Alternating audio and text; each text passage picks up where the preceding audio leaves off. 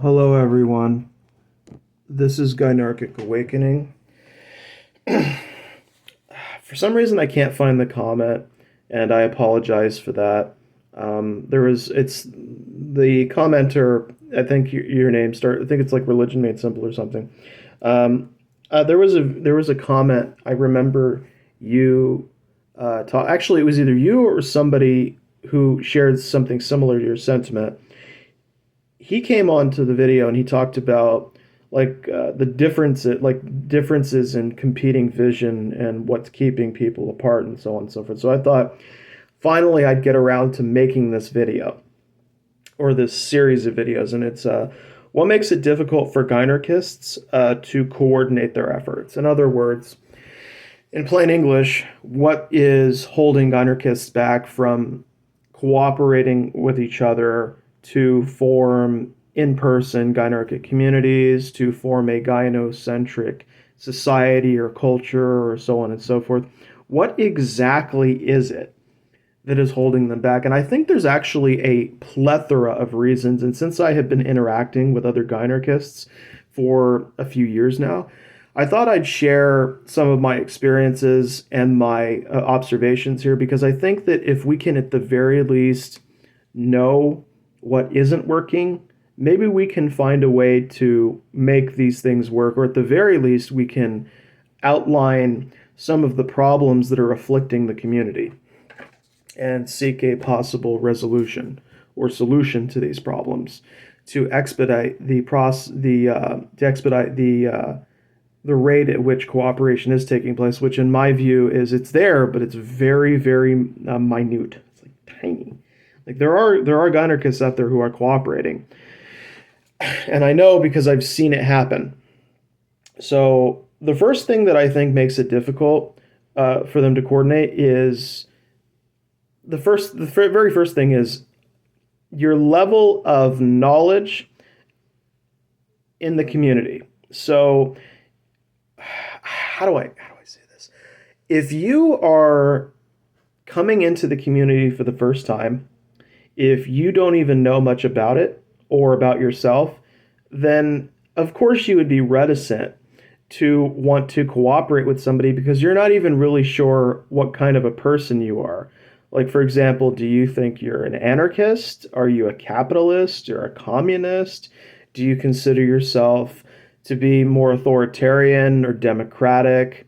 Are you a socialist? So these matter because if you actually go to some of these groups, like the Reddit groups, you visit the individuals on Facebook or Twitter, there's different perspectives on where Gynarchy could come from. And so if people believe that it can only come through an anarchistic kind of society or a capitalist society or whatever, if that's what you're bringing into it, that's part of your identity. That's part of how you're going to think of that thing.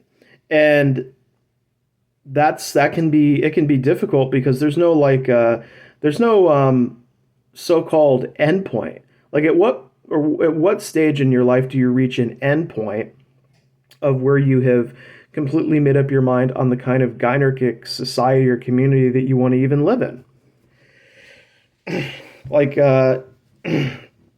if you're just like reading this for the first time and saying, oh, so there are people who want a community, and then there are people who don't want any government whatsoever, and then there are people who want a more hierarchical system based on the existing system, or they want to make modifications to this based on, it's like, well, if you have this diversity right here, then it's going to take you time to sift through that and decide who you are, and that could take years. It depends on your commitment. It depends on your personal life, what you've got going on there, your priorities. For example, do you prioritize your relationships, your personal relationships, over your relationships with people in the Gynarchy community? There's some individuals that they're more concerned with taking care of their wife, and blessed be to them, because that's a good thing. More concerned with taking care of their wife, serving their wife or their girlfriend, or the other women in their family, whatever. They might be more concerned with that than they are concerned with connecting with people on the internet or people that claim to be Gynarchists. So that could be something that could sort of gum up the works, because how can you possibly cooperate with someone when you don't even know what you want? Period. If you don't know what you want, you're not going to be able to commit to anything.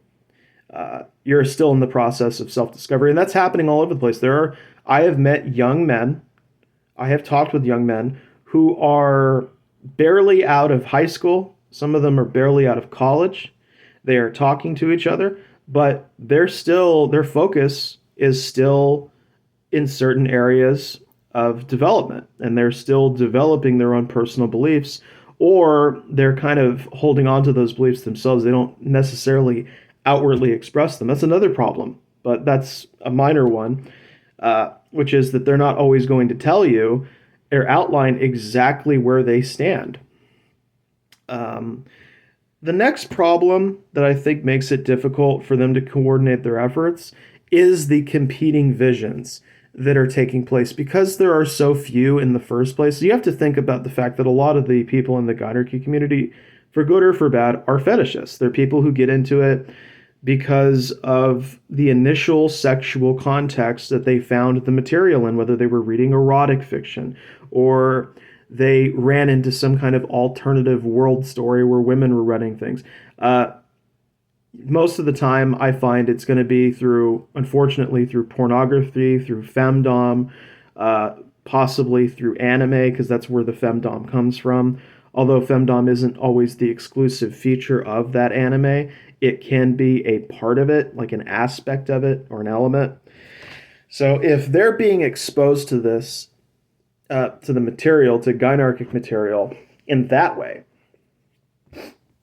and we have a much smaller pool, and this is something that I have noticed, which is if I'm walking into a room with 100 people, and then immediately the amount of individuals who are, or at least appear to be serious, is down to 10 to 15, that right there is already going to be a challenge when it comes to coordinating efforts, because it's not like I have 100 people to coordinate with. In other words, what I'm saying is you might have a diversity of different competing visions for what a community, a Gynarchic community could look like, or a Gynarchic society or government or whatever. You may have these competing visions, but that doesn't mean that you have a whole lot of like an excess of competition in terms of like how many people are actually going to be directly involved in, fleshing these ideas out and putting them into practice. So you walk into a room and you think 100 people are interested in this stuff, at least at first, because you don't know better. Once you've been in the community for a few years, you're able to kind of detect this stuff, and you can kind of tell based on how you can gauge them based on their level of involvement, what they are willing to do, who they are centering via their interactions. In other words, is it about them fulfilling a need for themselves, and they're just using the woman to do that, and they're not even making it, not hiding that it's transactional? Is it something like that? Or are they gynocentric individuals who are genuinely interested in trying to make things better for women and girls in whatever ways they can through the creation of these communities or the society? And so if I get 10 people in a room, right, let's say forget 13, let's say we got 10. And every single individual has a different Gynarchic background. You have like a Gynarchist, a Republican. I have my own mother, actually. When I asked her about it, she said that she thinks that women should be running the government. This is a lifelong Republican voter who voted Republican for decades, and she said that. So being a Gynarchist isn't like an inherently left-wing position or outside of the system position or middle or independent position or right-wing position. So you could have like a Gynarchist Republican coming in there. You could have a Gynarchist Independent. You could have a left-wing Gynarchist. And then you could have people who don't believe in the system. You could have an anarchist Gynarchist. So if you have 10 people of all these different beliefs and they all have visions for what they want, well, realistically, how many of these individuals are going to find somebody who is on the exact same page as them? Like, for example, are there because we don't even separate them by groups when we create these communities on Reddit and elsewhere. We don't say this is the Republican Gynarchist group, or this is the Democrat Gynarchist group, or this is the anarchist Gynarchist group. Like, we don't, as a community, really make that much of an effort to categorize and then separate them into different camps. You have to figure this out on your own, and that in and of itself can take you a long time. Like, figuring out, okay, so are you a capitalist, you a socialist? Okay, good. But are you into this, this, and this? And I think that this right here is going to be part of a third problem, which presents itself for coordinating their efforts. The second problem is finding somebody who is going to reflect your values, right? But I think the third most critical problem is, let's suppose that you do find somebody who at least is on your page some of the time.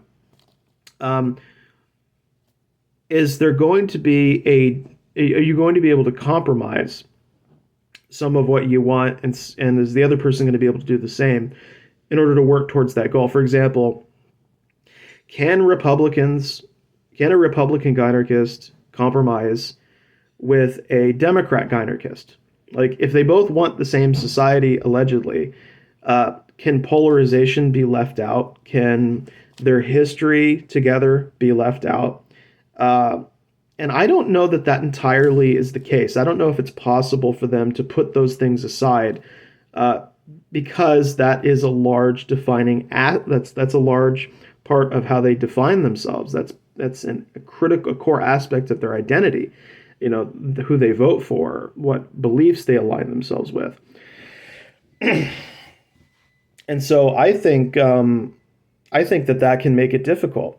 Like, if your standards are too stringent, if they're too not stringent, if they're too strict, if people have to check, like if a Gynarchist has to have another Gynarchist check one of about 20 boxes or 30 boxes, and they're not checking those boxes, and then therefore, oh, I guess that this person is just useless towards my goals or beliefs or what I'm doing.